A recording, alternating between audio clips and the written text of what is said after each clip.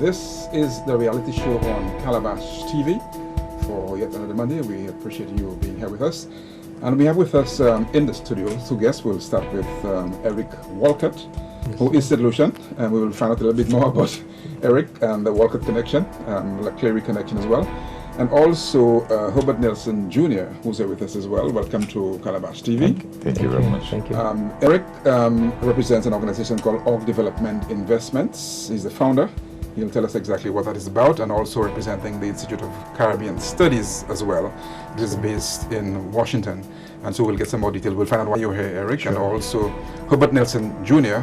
is also connected with the Institute of Caribbean Studies, and also representing is the board chair for Regional Security. He'll tell us in a bit that his background is security, and he's also the vice president of American and Caribbean Security Services, based in Virginia. So we have quite an institution here with us in studio. And I know you had a meeting in Clery. Yes, we did. One of the reasons you were here, I suppose, has to do with what you have been hearing in terms of crime and violence in St. Lucia. It's worldwide, but it's getting very frightening as a social issue for us as a small country. So, Eric, let's start with you first of all. Give us a little background. You're from Clery, I understand? Absolutely. I'm from Clery, born on First Lane. Went to, teacher Angie was kindergarten. Those who were from Clery know teacher Angie very well. She laid on the bed, quadriplegic, but was actually one of the best educators that I ever had. I then matriculated through Vidboutet, and basically in '79 moved to the United States. My background is in public administration and development finance. My undergrad at Howard University, master's at American University. But I've been fortunate and worked throughout, spent a couple of years in West Africa, Republic of Benin, with Africa. I worked in Haiti with the UNOAS mission, and I represent about 85% of the home health industry in Washington, D.C.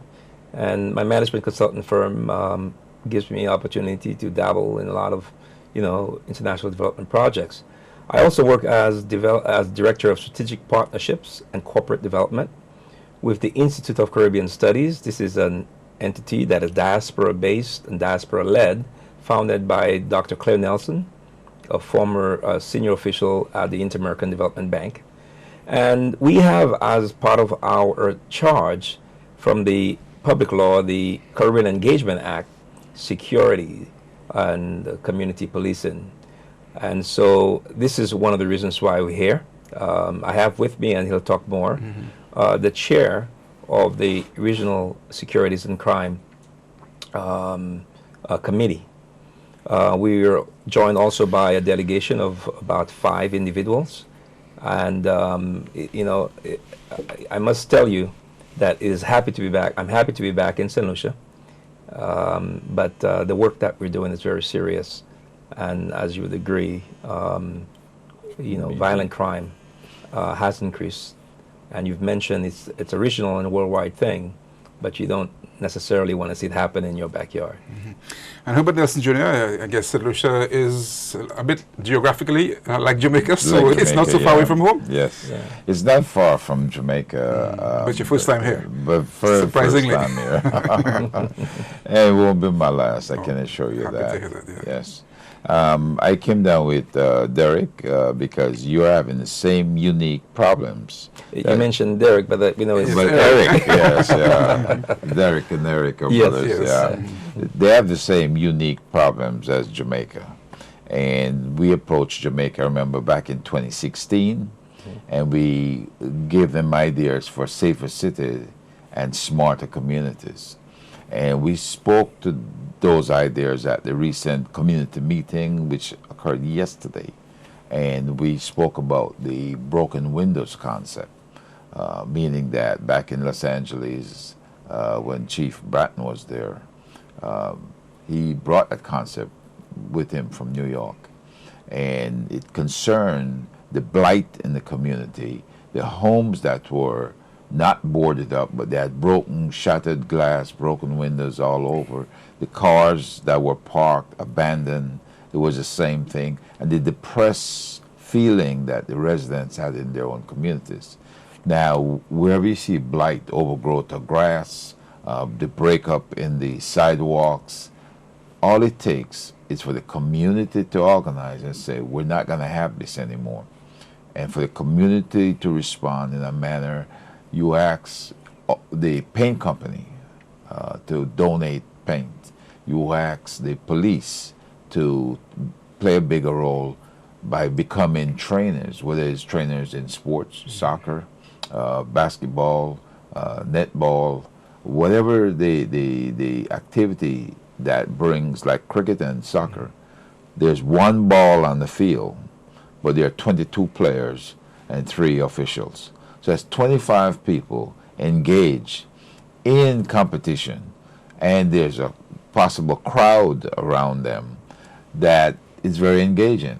And back in the U.S., you'll find in communities, whether there's blight or whether there's lots of money, is that the soccer mom concept, the popularity of mom piling up the kids in the car, taking them down during the week to be coached twice during the week, and then on a Saturday morning, starting at 8 all the way till like 5 in the afternoon, they're engaged in playing soccer. And that occupies those kids and other adults. It graduates in age group, could be under 10, 12, all the way up to under 20. We'll expand it a little bit. Eric, something happened that brought you here, because I'm sure you've been here, you come to St. Lucia, you connected, you know what's going on here, but and you I'm sure work with St. Lucia, but something causes you to take this thing seriously and start to mobilize friends. Absolutely, and through serendipity, it just so happens that someone like me may have resources and can probably mobilize in a way that others can't. But something happens when you have a community, the social fabric of it, where an individual is being stabbed and others are videotaping and laughing, and no one comes to the aid of this individual.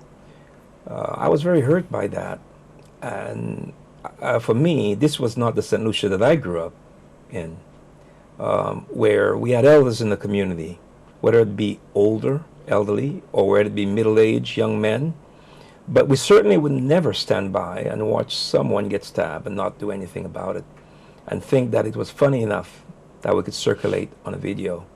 It was my brother, and obviously I travel around the world helping in communities that are depressed, and I knew that something needed to be done. Of course, my gut reaction was to call someone, which I did, identify an attorney, try to get an investigator to look into the matter, and let the police do their jobs. I was very hurt to know that this individual still has not been spoken to by the police, by the authorities. No one should ever have to be stabbed, because we know the small crimes are gateways to other serious matters.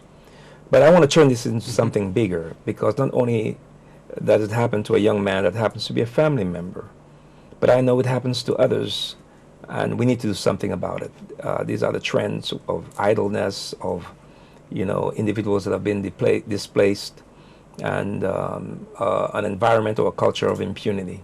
So we're here to speak about a larger issue, but to also, and I think I must say that folks that we've met with the authorities, we've met with Home Affairs, we've met with the representative of Castro North, we've met with police.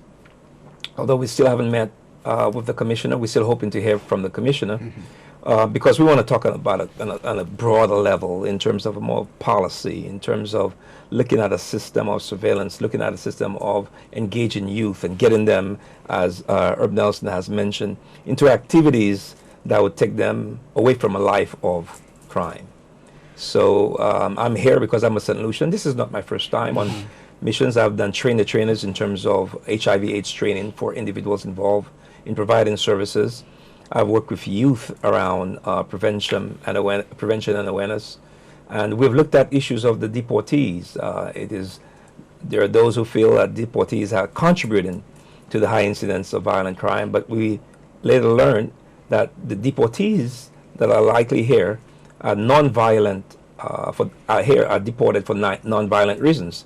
for a simple reason of not paying child support, for example, as was the case of my brother. But that was brought into, that was resolved, but yet, because there was a matter that existed far earlier, then the judicial system, the pendulum balance had shifted to a point where deportation was a course of action to him. So, yeah. So you met with officials and so on, and you also met with the residents of Clery yesterday. Give us an idea from what you saw in terms of just the interaction. What two things, what are the things that you think we can now capitalize on to be able to try to deal with those issues that we have? What did you see that was encouraging? Well, what's encouraging, the government has made some positive moves to put the right people in the right jobs. The more proactive you are to attack a problem, it's great. But first you have to ensure that the folks understand the nature of the problem. Is it youth unemployment, which is a big one?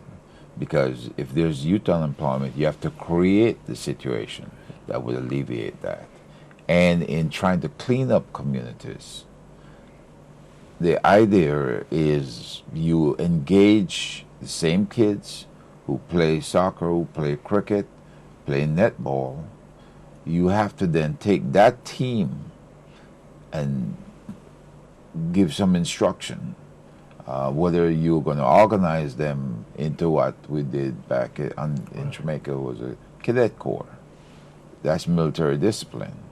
Okay, if it's not a cadet corps, it could be a Marine Corps that you take them out and you teach them about boat handling in case some may aspire to become fishermen or to take advantage of the waters around here.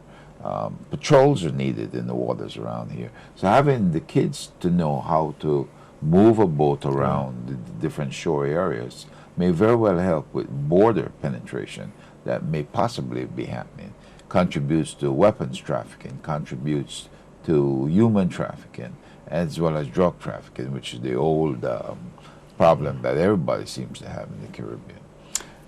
Right. So obviously keep them occupied as much as Keep them possible. occupied as much as possible. But that means that you will. There need to be resources, because even some of the things you mentioned, the cadet and so on, they need for resources for that. But then it really needs more creativity. There are national service corps that can be set up. So individuals, as they matriculate through secondary school, they could spend 2 years, for example, serving in a national service corps, and they could do everything from helping to beautify the country. Corporations can play a role. There's a large diaspora that is just waiting for the proper mechanism with which to lend their support. So I think creativity is the source. The other thing is that I believe individuals, communities, you look at the VBCC Club, it is a very wonderful story.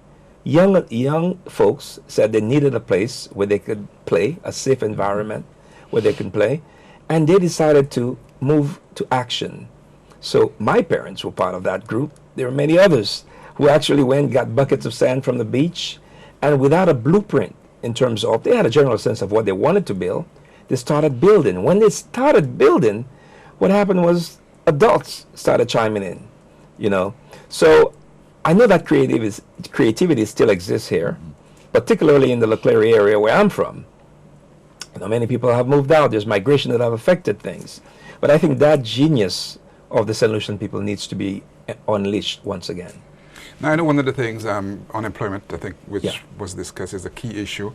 How much did that factor in the meeting last night? And also, how, because normally governments try to create jobs, but they're obviously struggling based on our statistics and so on. So what did you hear coming from the meeting? How critical is unemployment as an issue? Well, I think that the Minister of Castries North, he had expressed or had put forth a plan where they're setting up a resource center at the bottom of the downstairs of the VBCC Club, which many folks who were there was not aware. And let me just say that the minister we engaged that morning at 7:30 altered his plan and sat down and listened. That was a good step. That bodes well for the future. But in addition to that, you had the former minister, who is from Clery originally, in Mr. Ignatius Jean, who himself came and sat down throughout. So we were we left there feeling very positive that the community, there were representatives of different associations, different, groupings and what have you. And so they really expressed to us how important, it demonstrated by their presence how important this was to them. So to a certain extent, it will take all ends of the social and political equation to come together and say that we want to make this a safer, smarter community. And I believe that we saw the start of it at the town hall meeting yesterday. Obviously, your experience in Jamaica, in terms of the unemployment question, because quite a number of youth are frustrated, can't get scholarships, can't get work. How was that situation? How is it being dealt with? Okay, there was a mother there who had an 18-year-old, she, in her opinion, a very good basketball player. And in the United States, we have a lot of very good basketball players. Unfortunately, a lot of them are also unemployed because if you're not 6'7" and above, you're nowhere near qualifying to get to the NBA or playing in Europe or anything like that. But the key to getting him ahead is going to be education. Education for all, if that's possible. And if the education to, let's say, the second year of college, to achieve some skill set where you can become an entrepreneur or where you're able to put your heads together as a team and come up with some unique services that you can do in a population of 170,000 or more. Again, the ocean, the blue economy is something that needs to be considered. Because if there aren't enough people out there plying the trade on the water, then somehow we need to assist them in reaching that. More importantly, for the teams that exist, whether it's soccer, cricket, or anything like that, we have the business house concept that has been in Jamaica for a long time. And that means businesses are able to sponsor these teams and to hire each player, even in a part-time capacity, to where they may be able to give them benefits. I know if you work for 30 or more hours in the U.S. part-time, you could qualify for benefits. I don't know what the rules are here, but we can put more people to work in that fashion on a part-time basis, coupled with a program that you're able to improve your economy through various means, whether you're helping to clean up the place, whether you're helping to repair homes, repair sidewalks, learning carpentry, masonry, those two, going through all these areas that are blighted, lawnmower, landscapers, going through cutting the grass, keeping the grass down, debushing, as we say, to avoid people hiding in the bushes, coming out and executing attacks on citizens. There's a variety of things that are available that need to be doing. But let's stick on the unemployment aspect of things. I think it's more idleness, right? Because there are different strategies that must be applied based on age groups. So you either need more before-school programs, after-school programs, a simple strategy around using computers, for example, coding. If you're able to actually teach kids how to get into coding, and you set up the coding classes, this is a group, and St. Lucia has that creativity. These kids, if you put a computer into their hands, they can be some of the best programmers out there. That's a competitive edge that can benefit St. Lucia, because you do not have to leave St. Lucia to get a coding job, right? So you set up those internet cafes, you set up these after-school programs where you try to identify niche areas that the kids can take advantage of.